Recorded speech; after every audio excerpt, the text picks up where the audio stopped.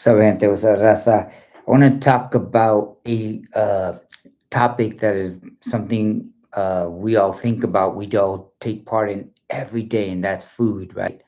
Our diet, what we eat, what we put into our body, what we consume. And so I titled this Decolonizing Your Diet. This is something that I actually do a presentation on with various groups. And the reason why is because I feel strongly about it is because number one, um, our health is important. And number two, we don't learn enough about what's really happening in this world when we just live day by day, try to get by, put stuff into our body to just move forward. And in the process, we are slowly killing ourselves. That's just the truth. We put toxins, we put processed food, we put junk food, we put stuff that turns into plastic into our body, right?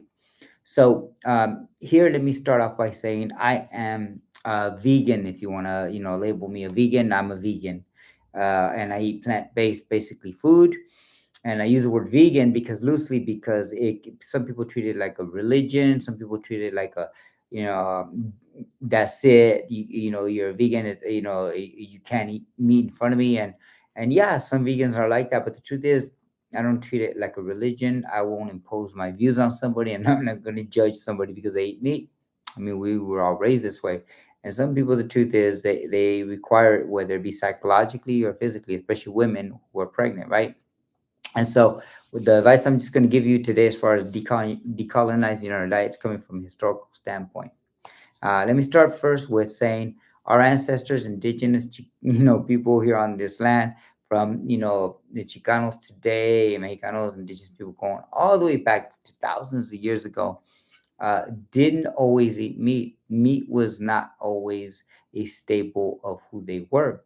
For 10,000 years and thousands of years, even, as people roamed or people started forming civilizations, meat was considered a luxury, something that maybe they did or had every so often, if at all, right?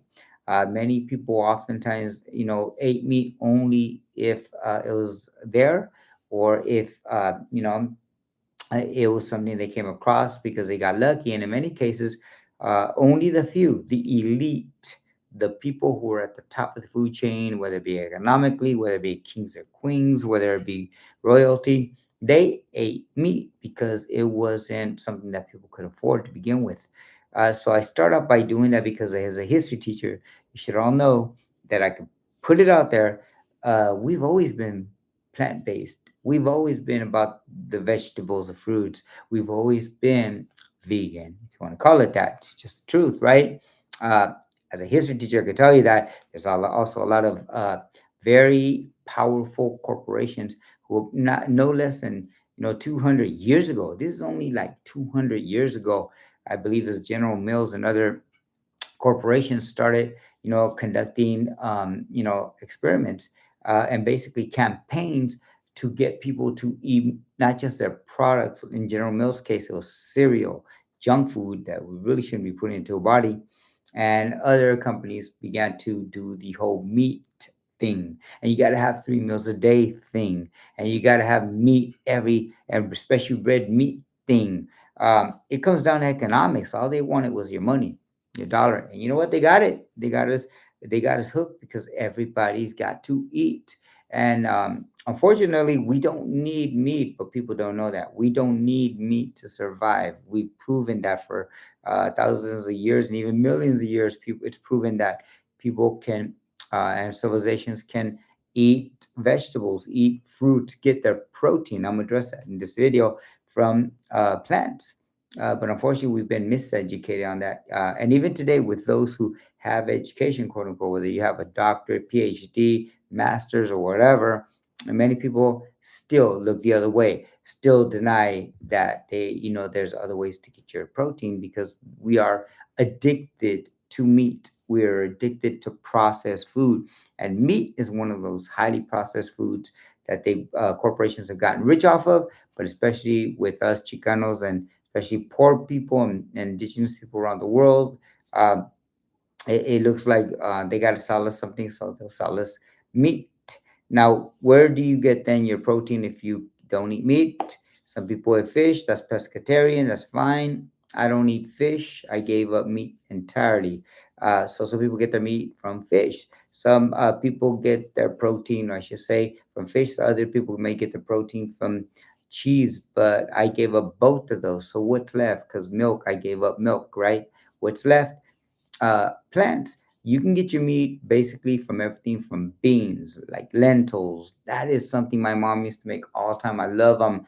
The other day, I know, this is protein. You get your protein from things like nuts. There's a lot of great nuts out there. Things that are natural, whole. From walnuts to pecans to um, Brazilian nuts. There's a now I try to avoid cashews or almonds. Stay away from that. Those are scientifically created foods, unfortunately, that take up all the water. And especially where you got cashews today being produced with something really bad, kills you basically. But if you look at nuts and seeds, there are some nuts and seeds that are going to give you a protein. So that's one place. Another place you can get your protein from is green vegetables, including spinach. You got kale. You've got broccoli. I mean, there is chickpeas. There's a lot of places you get your protein. And avocados, for example, I love them. Now, some people say, "What about eggs? Do you eat eggs?" I do not eat eggs.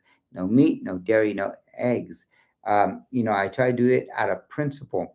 I grew up eating meat, dairy, and eggs. I'm Mexican, born in Mexico, so I know what it means to grow up and eat the food with, including tortillas de harina, which were made with a lot of lard back in the day. Now they stopped doing that recently, mainly because a lot of these corporations, it's cheaper to just use these oils that are also highly processed, that are just as bad. But yeah, growing up eating tortillas de harina or flour tortillas made of lard, and the taste is all there, but the health is not the best, right? So I joke and I say that Mexican food, Italian food, Chinese food, man, those are some good foods. I love those three foods, but unfortunately, they're not the best, at least not here. The way it's been highly processed, and even in their natural state, if you want to call it that, not always the most healthiest. Depends on the portion, and I'll get to the portion size in just a little bit. But protein is all around us. You can eat peanut butter. You can get your protein from a lot of sources. You do not need meat. So if we're going to start decolonizing our minds, that's one thing, but also our diet and our health. And with that's going to come the decision to give up red meat, especially to give up a lot of these meats, to give up, if you can give up all that and stick to fish, all right, that's fine, but even I eat a lot of tuna. I did bodybuilding. Tuna was really good for building up muscle, but unfortunately, we're finding out a lot of stuff that comes or came in these cans, not regulated back then. And even today, there's questions about tuna. And so you can give up, we can start by giving up red meats, and also just tips. If you want to really eat healthy, don't even shop at a stores through the aisles. Don't go through the aisles. They're going to get you there with all of the highly processed food, the food in bags and packages, the food in even if it's labeled low fat, or a low carb or whatever. If it's in a package, in a can, or it's been highly processed, you may want to stay away from those aisles if you can, and circle the outer part of a store. Usually you go through the outer parts of the store, and you'll see the vegetable. You'll even see the dairy section for those of you who can't give up dairy. You'll see the meat section too. The butchers are out there, right? Now, I'm here to tell you, you don't need meat, you don't need dairy, but if you especially have to start slow, start by giving up red meat, one step at a time, and then give up maybe, some fish, chicken, one step at a time. And if you can't give up meat entirely, definitely up your, vegetables, including spinach. I've been eating a lot of spinach. There's a thing called arugula. People don't really talk about it. It's really good. It's highly nutrient type of foods, including like quinoa. I know quinoa is not a very popular thing for a lot of raza growing up. We don't even know it. Like, what? You ask white people, you ask black people, they might know it, but a lot of them themselves don't know it. Why? Because even though it's a natural seed. It's grown in Peru and places like that. It's expensive to bring to produce and stuff like that. So I know that even getting it, even though it's natural, indigenous to the land, people don't know it because it's too expensive for because these companies make it so expensive for us to get. So yeah, start with eating more greens to get your vegetables. You and avocados. Gotta go with avocados, everybody. If you don't know the history of the word avocado, it's an indigenous word. I'm not even going to go into it, other than to tell you that avocados got a lot of nutrients, a lot of good stuff, and the food that we are not eating sometimes, or maybe if we're eating it processed, is not what we should be eating at all. Because a lot of people buy avocado products, and you can get some avocado products at the store, but remember they've been highly processed with preservatives and stuff like that. But the avocado itself, I mean, if you want to get down to the basics, our indigenous ancestors, the Aztecs, the Mayans, etc., they used to eat. They were vegetarian before it was cool. Take a taco. You want to give up meat? Take a taco. A corn tortilla, a basic corn tortilla, right? Not something fancy, not something that's be highly processed. A basic corn tortilla. You put avocado, you put lettuce, you put anything in there, vegetables of all kinds. You could put, you could put salsa in it, rice and beans. The basics, rice and beans. Come on, all cultures have that. And you got yourself a bean taco, right? Put some good salsas in there, and all that is vegetarian or vegan, plant based, no meat, and you're off to a good start. You're getting all this healthy stuff. Now, when I say beans and rice, I'm not talking about the highly processed beans. Again, stay away from all that canned stuff that's highly processed. And if you buy beans in a can, obviously you can get basic beans, black beans, pinto beans, and even kidney beans, where you can get some great protein, by the way. Put it in a taco, and you got yourself some tacos, some good tasting tacos.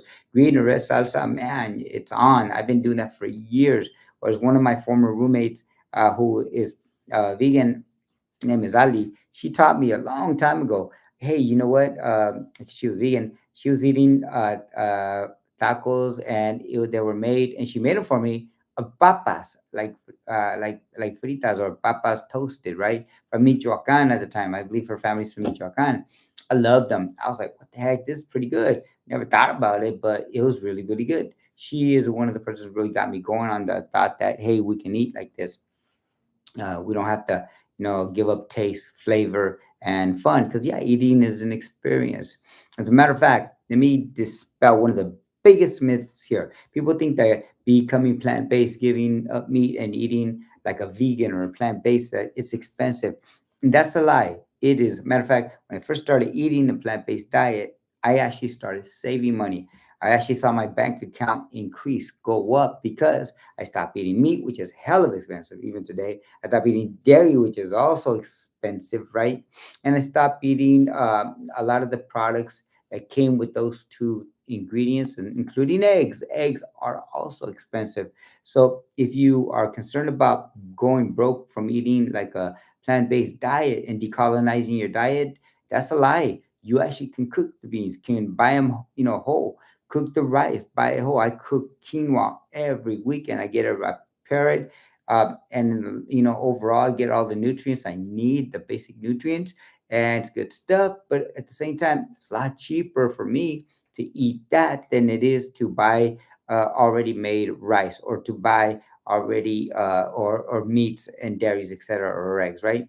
So start with that. Don't let people lie to you. When you buy your vegetables, it's going to be a lot cheaper. Now, where does veganism or plant-based diets, where do they become expensive? Because they can. Anything can be expensive, and that's when you buy them at the wrong place, number one. Or two, you go out to eat. If you go out to eat, a lot of these restaurants, especially the ones that have specialties that are vegan, plant-based, they advertise that way. A lot of them, they're going to charge you. It's going to be expensive, as expensive as eating meat. Maybe not as much, but if you're at home cooking your own food, you're going to save money. You're going to be saving money. Just keep that in mind. Um, and I forgot I was going to mention something. Well, one last thing I was going to say about before I go on is that along with that, add some walking to your exercise. Hopefully, I should do some more about working out and exercise. Those of you who know me, I've been working out for years. But walking is so good, and it's overrated. We think it's a joke. I remember telling my dad, who's 80 some years old, You gotta walk more. And he looks at me, you crazy? Don't play with me. He thought I was joking with him. He thought I was mocking him for encouraging him to walk, to simply walk. I had to roll my eyes. I'm like, oh my gosh, he's never going to listen to me. And he hasn't. He hasn't. But it could help them years later. A lot of us think that walking is dumb, or oh my gosh, I can't do that, or what, you want me to run? No, walking and running are two different things. I'm not telling you to run. I ran marathons. I ran the 26.2 mile marathons. I ran all those. I've done all that running in my past years. But one of the best things I started doing, especially after 50, is walking, simply walking. Every morning, you don't have to run for an hour, have to run and mess up your, blow out your knee, or get cramps or anything like that. Just walk, simply walk. 30 minutes in the morning. If you can do that, 20 minutes or whatever, you get started with 10 minutes. After every meal, try to walk 10 minutes. That's something that always has always been there, but we never been educated about it. So decolonizing our diet also includes decolonizing our health. Drink a lot of water. Water is the number one thing you could drink. Water, simple water, clean water. Obviously, if you can get clean water, that's important. I know not everybody has that access to clean water, but basic water. You don't have to break the bank and basically go poor from buying all this fancy water and all these fancy drinks. No, but drink water, because water will clean your system, flush your system. If you could drink black coffee, that's good too. Remember, a lot of us put milk in our coffee. If you could cut the milk out and cut out the sugar, black coffee. If you want to add anything like a stevia or one of those things to it, or even basic sugar, that's fine. I know quitting coffee is hard, especially if you have to give up the milk. And I'm not telling you to quit coffee. As a matter of fact, take up tea, take up coffee, take up anything that's natural, because coffee is natural, and try to stick to that. Start slow. If you can cut off the milk, cut out the milk. Start with black coffee and sugar. That's fine. When I go to Cuba, man, guess what I'm drinking over there, and it is so good, right? I know people like to drink. You might want to cut out a lot of the beer. The beer is going to give you that big giant belly fat, or beer belly as they call it, and it's actually going to hold you back in life. Smoking, I won't even go there. Just cut out cigarettes in general if you're still smoking today. Reduce your alcohol, obviously. If you can cut out the alcohol, great, but reduce the alcohol. Definitely cut out cigarette. But what about cannabis? All right, cannabis. For those who know me, I'm in support of cannabis. I'm support of people. I'm not gonna judge people who smoke weed. And for those who know me, my experience, my history, uh, I overdosed at 13 on something crazy laced. It was a cigarette, or not a cigarette, I should say, a joint laced with PCP. And I was only 13 and I was left to die. I was doing drugs at a young age. That's too bad, right? But when you grow up in a crazy hood, in a barrio, or in a place where you're poor, you know what? Drugs are around you, things are around you. And that's how I grew up, in a struggling neighborhood, like a lot of people, like a lot of young boys and girls. So I experimented with drugs and almost died. As a result, I have not touched cannabis since. And other than alcohol or anything like that, I may drink some alcohol, small alcohol, but I don't touch cannabis at all. But I support the use of cannabis, of marijuana, and especially in this whole state, in a well state, not these highly processed, you get all these preservatives and stuff, and junk, and a lot of these things that people smoke, the vaping, right? But if that's what you are doing, you know what? Okay, okay. I would encourage you to maybe watch how long you drink it. You use it, how often you use it, because too much of anything can kill you. Too much of water can kill you. Believe it or not, you can drink so much water that you die, right? Same thing with cannabis. So if you're going to decolonize your diet and your health, and you want to give up alcohol, you know what? Cannabis might be an option, a better option. It's good for medication. It's good for self healing. I know if you do it right. And if you want to give up alcohol, which does have a higher percentage of people, getting in trouble when you go driving, when you get in fights, when things happen, give it up and maybe move to something that's healthier. Now, with that said, and I entitled this "Decolonize Your Diet," and it is your health. I'll do something later on entire health. I want people to know that I'm not judging people. I don't want that there. but this channel here is about big ideas, and our health, and especially our mental health, which I'm going to get to the last thing, is what we have to prioritize our health, because what good are we to our kids and to others if we can't stay healthy, right?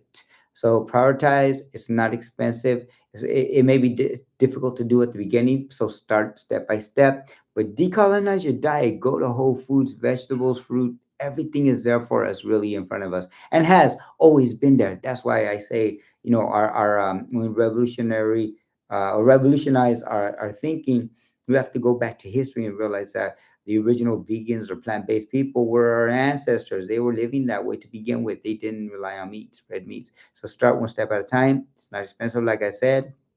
And then our health. Definitely try to do some more physical exercise, work out, lift weights.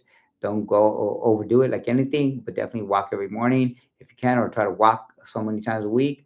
And then finally, I do want to go to one final thing. Decolonizing our health includes our mental health. People think about the body and what we put into our body, the medicine the doctors may give us, this and that. But do we ever consider our mental health? And that's a big thing. If you're struggling with your mental health, and this is a serious issue.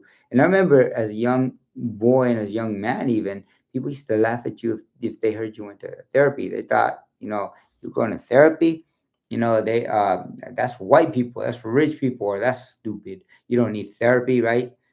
Yes, therapy is a good thing, and it doesn't have to be in the form of a psychologist, psychiatrist. And I've gone to therapy. Matter of fact, I am a psychology major, and it's one of the biggest things you have to do as a psychology student is you yourself have to go through the process of therapy, so you know what it feels like before you try to give people advice. So as young as 2021, or 18, when I was in college at the university, later on 2021, when you're about to graduate with a psychology degree, you know how important it is. You may not practice it, but you know how it is.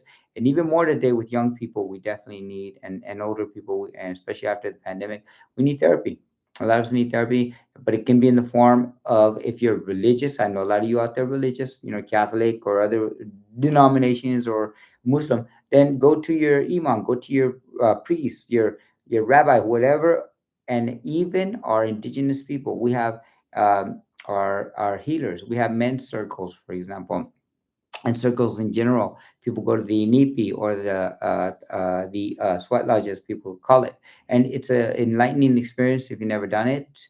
And it's also an experience where once you do it, you realize just how much your body is cleansed, and really your mental health really improves, because one of the things you begin to do, stop drinking.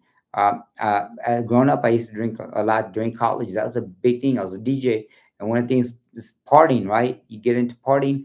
Well, unfortunately, alcohol takes its toll on the liver, on the body, and the brain. I mean, it really does.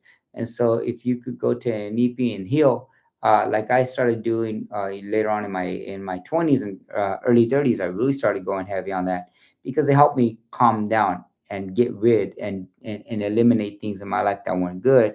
And this includes the level of alcohol I was consuming. And so, if you could do that, go to what we call a sweat lodge today. Go to those things if you can, to help you clear your mind, because our mental health is big, but our physical health is also part of that.